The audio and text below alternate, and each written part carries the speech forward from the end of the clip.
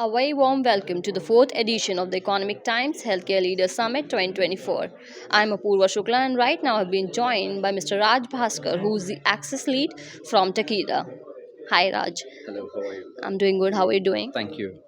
First question I would like to ask you is how is Takeda bridging the affordability gap?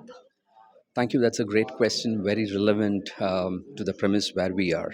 So, Takeda has a very comprehensive approach, a very broad approach, patient centric approach to broaden sustainable, equitable access. So, we do this through multiple mechanisms. Primarily, our approach is a tiered pricing strategy wherein we look at countries populations essential medicines and try to kind of look at how we can bridge the whole access gap. We also have value based pricing where we look at an overall interest in terms of patients preferences, HCP preferences, and try to look at how we can address the overall access continuum. And lastly, we also have affordability based mechanisms which is specifically centered around patients ability to pay and how we can actually enable their access to very very critical medicines.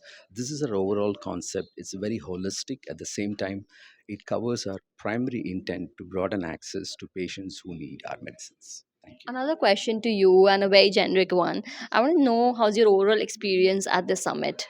It has been a very timely and kind of, I would say, a very timely concept, especially at a juncture where the government of India is looking at how can we do a very sustainable, equitable approach towards broadening access, especially India kind of, registering its presence in some of the most significant critical diseases. And what was quite interesting is about the mix of participants who have come in represents across the ecosystem and the type of ideas and mechanisms they have shared. I think it was quite informative, insightful, and we have also had the pleasure of kind of registering few action items that I think will be beneficial for not just Takeda per se, but for the entire pharma community. Thank Thank you you. so much for the amazing insights, Mr. Bhaskar.